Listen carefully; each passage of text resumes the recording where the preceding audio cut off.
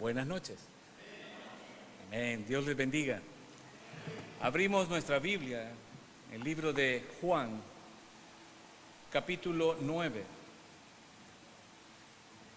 Hoy diré una verdad que pocas veces decimos. Amén. Gloria a Dios.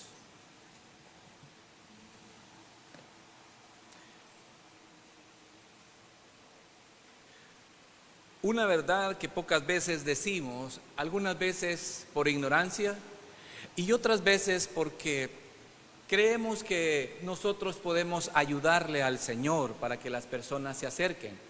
Y es acerca de la oración. Hay una regla muy importante a la hora de presentar nuestras oraciones delante de Dios.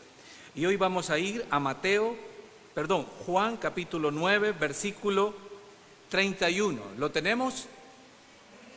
Nos ponemos en pie, solo es un versículo, pero este encierra una gran verdad que hoy la recordaremos a través de su palabra.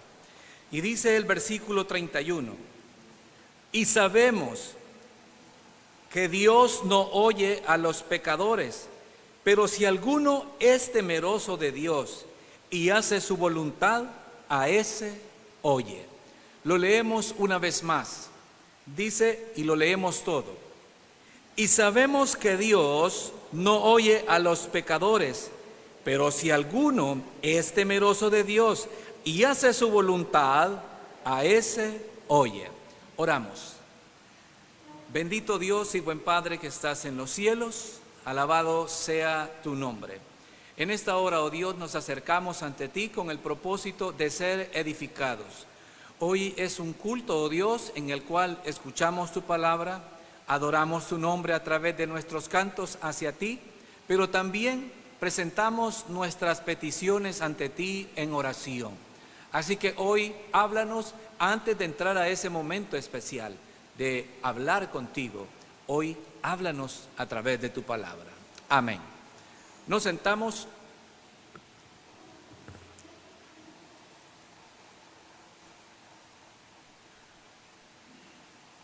Bueno, y sabemos que Dios no oye, y esta es una gran verdad en la oración. La Escritura nos está diciendo que nosotros sabemos que Dios no oye la oración de los pecadores. ¿Sabía eso usted?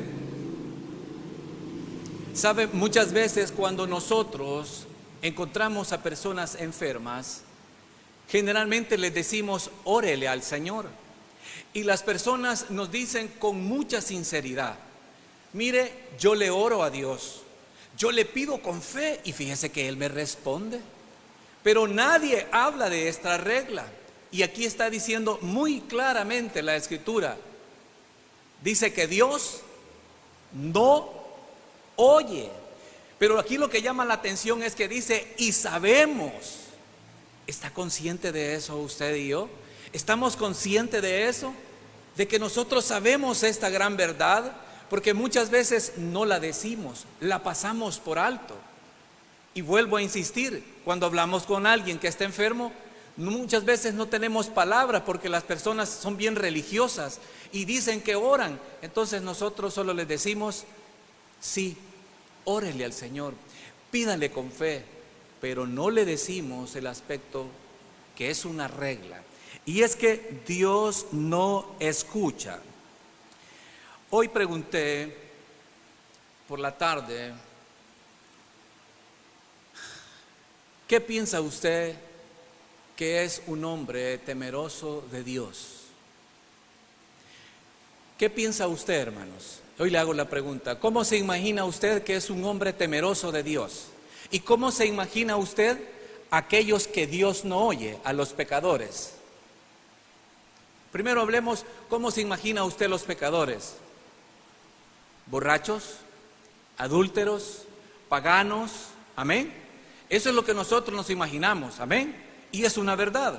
Pero cuando hablamos de un hombre o una mujer temerosa de Dios, ¿qué concepto tenemos? Fíjese que hoy por la tarde hice esa pregunta y hubo alguien que me dijo, bueno, Alguien que es temeroso de Dios es alguien serio. Dije yo, está bien. Hubo otro que me dijo, alguien que es temeroso de Dios, yo creo que conoce un poco la Escritura y se sabe unos versículos. Tiene razón, dije yo. Alguien que es temeroso de Dios es alguien que cuando va a la iglesia el día domingo se viste formalmente, no se viste con esos pantalones jeans, ni va así todo informal, sino que es alguien formal. ¿Y sabe qué? Alguien que va a la iglesia no es alguien que va con tatuajes. Si usted y yo pensamos que esas son las características de un hombre temeroso de Dios, déjeme decirle que esas son las características superficiales que este mundo ve. Pero esas no son las que Dios ve en el hombre temeroso de Dios. Así que yo quisiera que usted me dijera, ¿cuáles son las características del hombre temeroso de Dios? ¿Alguien sabe qué significa? ¿Cómo es un hombre temeroso de Dios? ¿O el concepto de temeroso de Dios? Hermano Renato.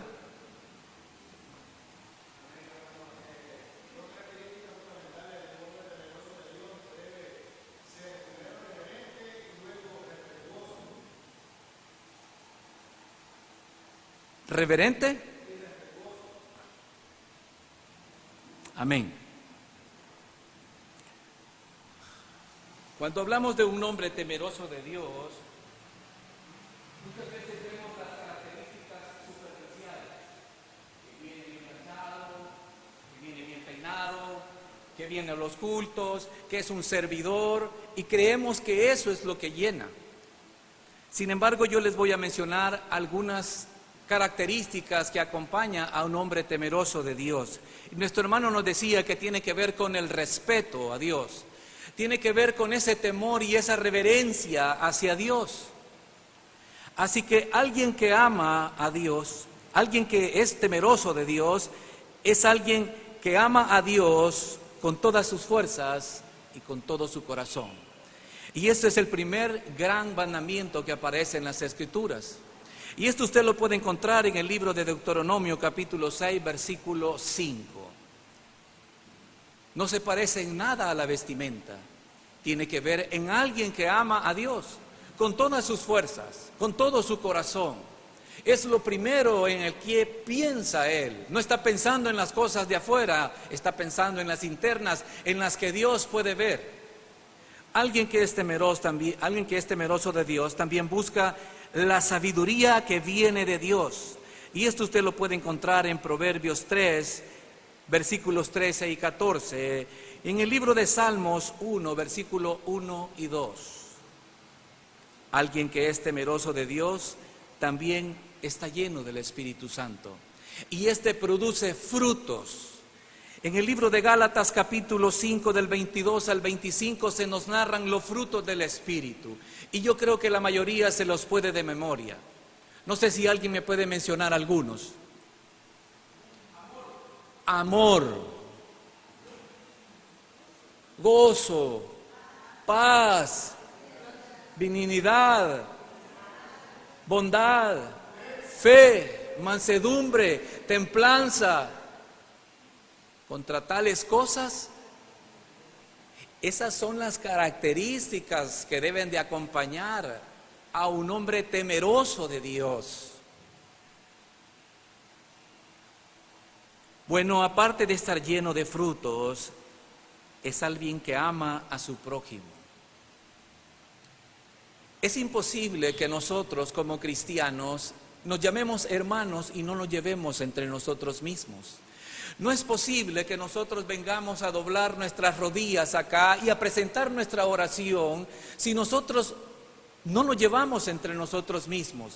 Esto es algo falso, porque una característica de alguien que teme a Dios es que ama al prójimo.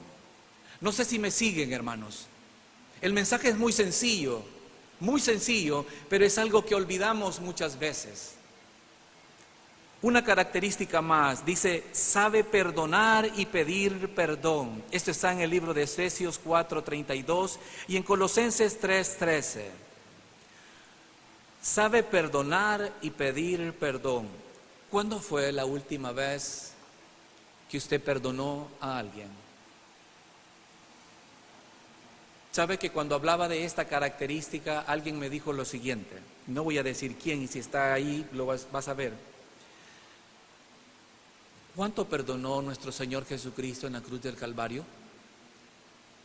Perdonó a los que le escupieron, perdonó a los que le dañaron, a los que le calumniaron, porque cuando le llevaron a la cruz todo fue una mentira, todo fue una envidia, todo fue un complot hecho en su contra, porque hacía la voluntad del Padre. ¿Hace cuánto tiempo nosotros no hemos perdonado? Y cargamos eso ahí dentro. Y cuando venimos delante de Él, se nos olvida que nuestra oración no va a ser escuchada. No va a ser oída por nuestro Dios, porque ahí andamos cargando esa raíz de amargura. Pero también dice ahí esa característica que sabe pedir perdón, sabe dar perdón. ¿Alguna vez usted ha pedido perdón a alguien por algo que le ha hecho? ¿Hace cuánto tiempo fue la última vez que usted le dijo a alguien: hermano, perdóname, yo te fallé?